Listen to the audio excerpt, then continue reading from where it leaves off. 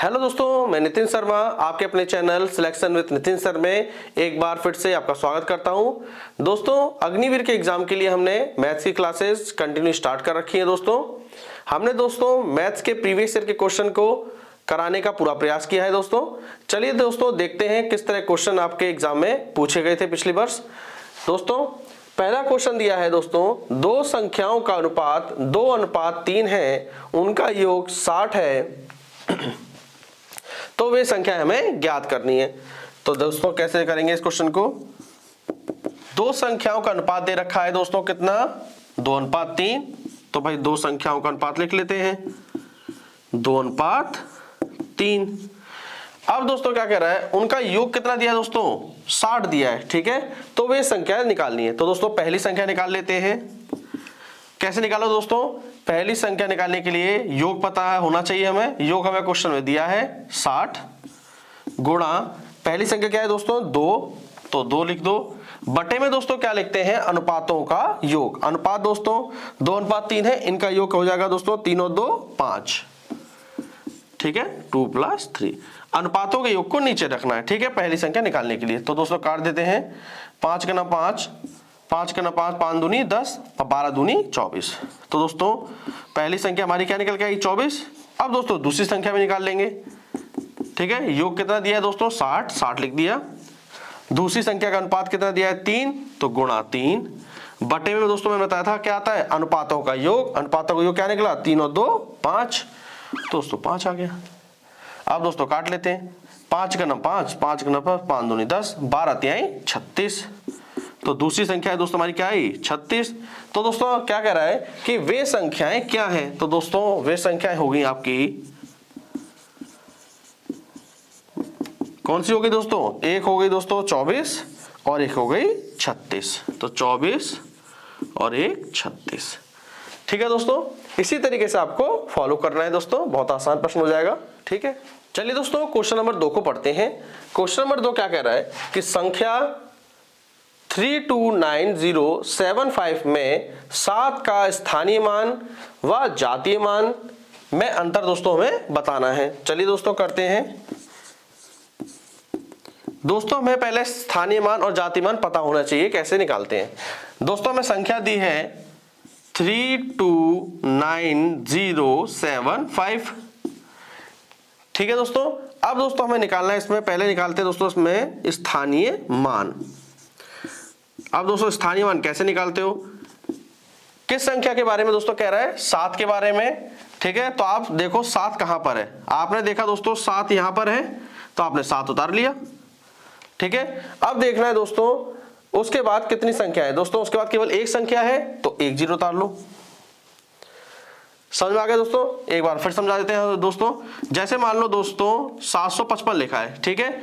अगर आपसे कहता है 7 का स्थानीय मान बताइए, ठीक है, तो आप क्या करोगे? 7 को रहने दोगे ऐसे ही। अब उसके बाद संख्याएं देख लो कितनी है, 1 और 2, तो 2 0 लगा देना, ठीक है। मान लो 6 लिखा होता तो 7 के बाद संख्या काउंट कर लो, 1 2 3 संख्या है तो 3 0, 7000 हो जाएगा उसका स्थानीय मान, ठीक है। समझ में आ गया? 70 हो गया। अब जातीय मान निकालना सीखते हैं। जातीय मान होता है जो दिखाई दे रहा है वही संख्या, ठीक है, या जिसके बारे में पूछा है। जैसे उसने पूछा 7 का जातीय मान, तो 7 का जातीय मान 7 ही रहेगा। 6 का जातीय मान पूछे, 6 का जातीय मान पूछे तो 6 ही रहेगा। 7 का पूछे तो 7 ही रहेगा, ठीक है। तो भाई 7 का स्थानीय मान तो हो गया 70, ठीक है, और 7 का जातीय मान क्या हो जाएगा? 7 ही रहेगा। अब आगे पढ़ेंगे। ये कह रहा है अंतर बताना है। अब इसे घटा लेते हैं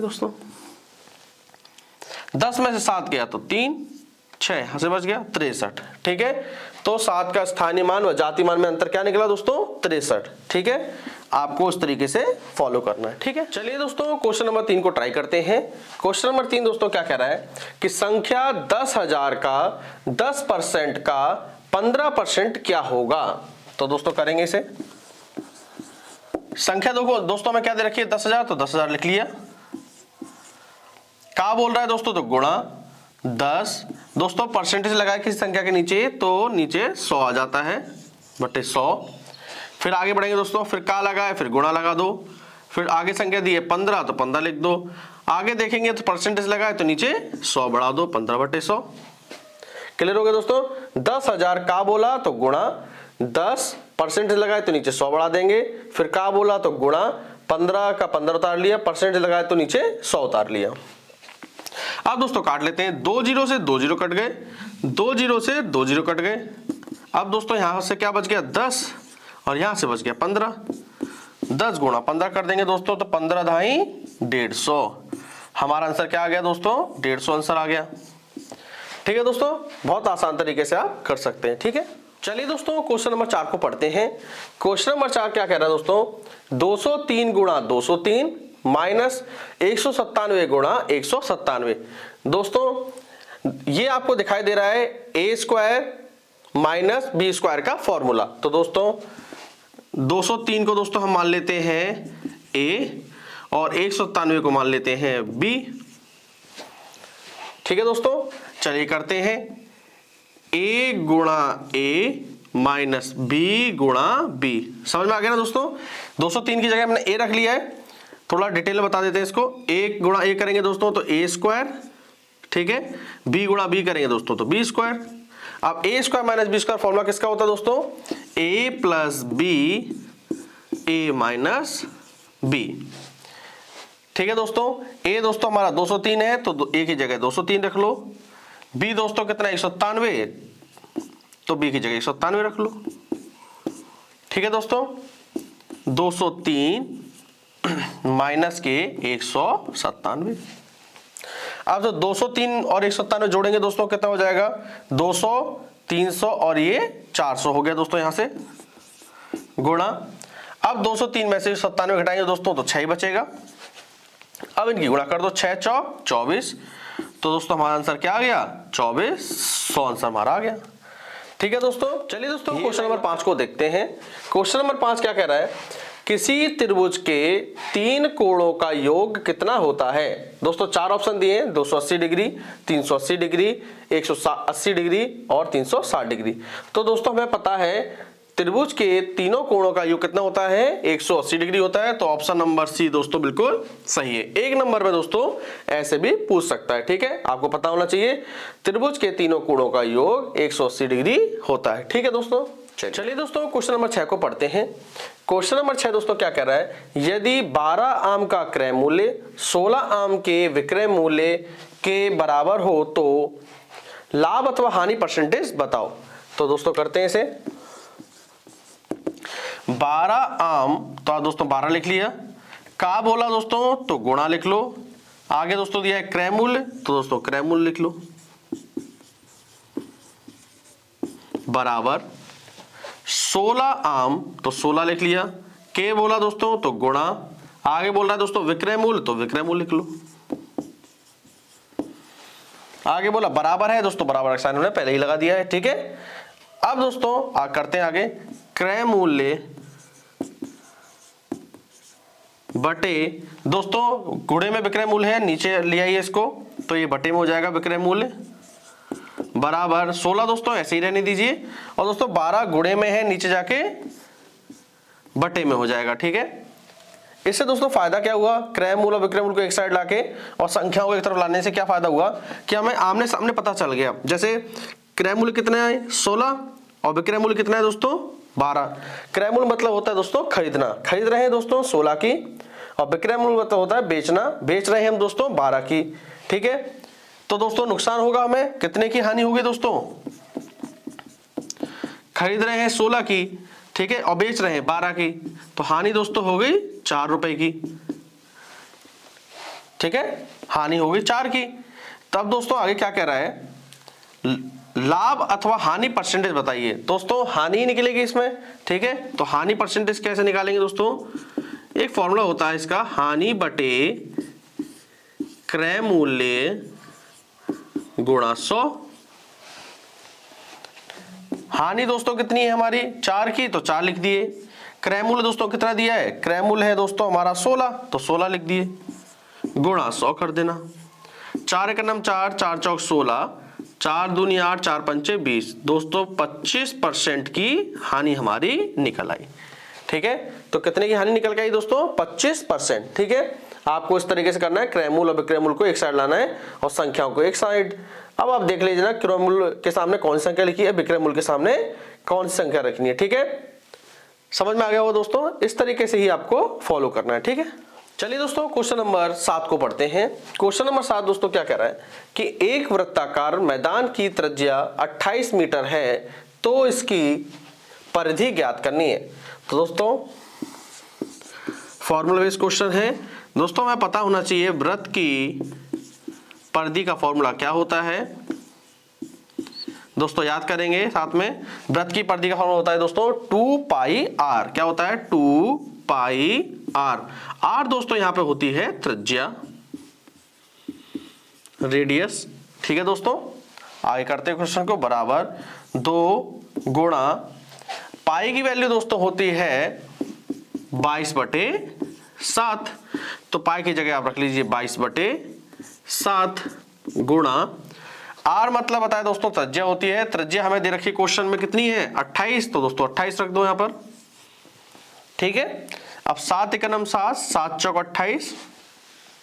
अब दोस्तों गुणा कर लेते हैं, 22 दूनी 44 गुणा 4, 4 चौक 16, 4 चौक 16 और 1 17, 176 दोस्तों हमारा आंसर निकल के आ गया है। ठीक है, तो वृत्त की परिधि कितनी है? 176। ठीक है दोस्तों, आपको फॉर्मूला याद रखना जरूरी है, 2 पाई r वृत्त की परिधि का फॉर्मूला है। ठीक है, चलिए दोस्तों क्वेश्चन नंबर 8 को पढ़ते हैं। क्वेश्चन नंबर 8 दोस्तों क्या कह रहा है कि एक विद्यालय में 800 छात्र हैं, यदि 30% लड़कियां हैं तो विद्यालय में कितने लड़के पढ़ते हैं। दोस्तों अगर लड़कियों का परसेंटेज कितना दिया है दोस्तों, हमें लड़कियां दी है दोस्तों 30%, तो दोस्तों लड़के कितने होंगे? 70% होंगे। ठीक है दोस्तों, अब विद्यालय में टोटल छात्र कितने? 800, तो 800 छात्रों का 70% निकाल दो, क्योंकि हमें क्या निकालने हैं दोस्तों? लड़के निकालने हैं। तो 70% मतलब 70/100, 2 जीरो से 2 जीरो गए, 8 सत्ते 56, 1 जीरो है तो यहां से लगा 560। तो दोस्तों विद्यालय में कितने लड़के पढ़ते हैं? 560 लड़के पढ़ते हैं। ठीक है दोस्तों, इस तरीके से दोस्तों आप क्वेश्चन को हल कर सकते हैं। ठीक है दोस्तों, चलिए दोस्तों क्वेश्चन नंबर 9 को पढ़ते हैं। क्वेश्चन नंबर 9 क्या कह रहा है, यदि x + 1/x = 3 हो तो x² + 1/x² निकाल लो। तो दोस्तों जब भी नोट करके एक बात लिख लो आप, जब भी आपको वर्ग संख्या निकालनी है, क्या निकालनी है दोस्तों? वर्ग संख्या निकालनी है, और वह धनात्मक में हो यानी पॉजिटिव हो। देखो वर्ग संख्या निकालनी है और ये देखिए दोस्तों धनात्मक में है और धनात्मक हो। ध्यान रखना दोस्तों, वर्ग संख्या निकालनी हो और ये कैसा हो? पॉजिटिव हो, धनात्मक हो। तो संख्या का आपको कुछ नहीं करना है दोस्तों, संख्या का कर दीजिए स्क्वायर माइनस के 2, संख्या स्क्वायर माइनस के 2 कर दीजिए। संख्या दोस्तों दी है हमें 3, तो 3 का स्क्वायर माइनस के 2, 3 का स्क्वायर होता है दोस्तों 9 माइनस के 2, 9 में से 2 गया दोस्तों, क्या बचा? 7। ठीक है, हमारा आंसर आ गया। कभी भी दोस्तों इस तरीके से दिखाई देगा तो आपको याद रखना है संख्या स्क्वायर माइनस के 2, संख्या का स्क्वायर कर देना, उसमें से 2 घटा देंगे। जैसे संख्या यहाँ पे 3 थी, 3 का स्क्वायर किया तो 9 आया, 9 में से 2 घटा दिया, हमारा आंसर क्या आ गया? 7। ठीक है, वर्ग संख्या निकालनी हो और धनात्मक हो तो आपको इस तरीके से फॉलो करना है। ठीक है दोस्तों, चलिए दोस्तों क्वेश्चन नंबर 10 को पढ़ते हैं। क्वेश्चन नंबर 10 दोस्तों क्या कह रहा है, लिखा है दोस्तों √15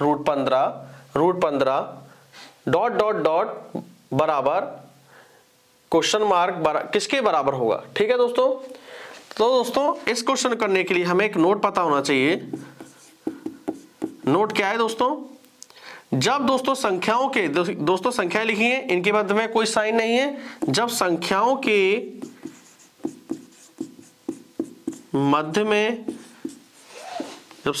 मध्य में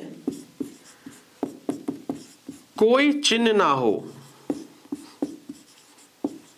कोई चिन्ह ना हो, देखिए कोई चिन्ह नहीं है, ना प्लस का ना माइनस का, और यह बढ़ती जा रही हैं।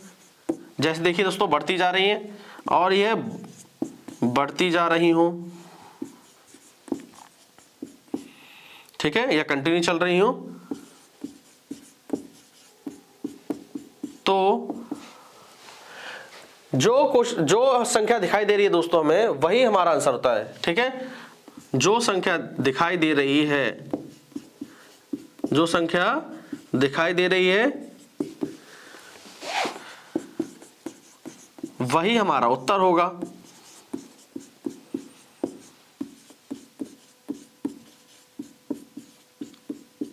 समझ लेते एक बार दोस्तों, यहां पर आया √15 √15 √15 और ये कंटिन्यू बढ़ते हुए जा रहा था। हमने देखा संख्याओं के मध्य में कोई चिन्ह तो है नहीं, ना प्लस का ना माइनस का, और ये बढ़ती जा रही है डॉट डॉट करके, मतलब 15 भी आगे इसी तरीके से बढ़ता जाएगा। तो जो संख्या दिखाई दे रही है हमें दोस्तों 15 दिखाई दे रही है, वही हमारा उत्तर होगा। तो दोस्तों 15 ही हमारा आंसर आ गया। ठीक है, इसी तरीके से दोस्तों आपको करना है, बहुत आसान हो जाएगा एग्जाम में। ठीक है, बस आपको ध्यान देना है कि किसी का साइन नहीं लगाना चाहिए यहाँ पर। ठीक है, तो हमारा आंसर 15 आ गया। ठीक है दोस्तों, आज की क्लास हमने कंप्लीट कर ली है। मुझे उम्मीद है आपको क्लास अच्छे से समझ में आ गई होगी। दोस्तों आपसे रिक्वेस्ट है, प्लीज इस चैनल को लाइक करें, शेयर करें और सब्सक्राइब दोस्तों जरूर करिए। ठीक है दोस्तों, हम मिलते हैं अपनी अगली क्लास में नए प्रश्नों के साथ। थैंक यू दोस्तों।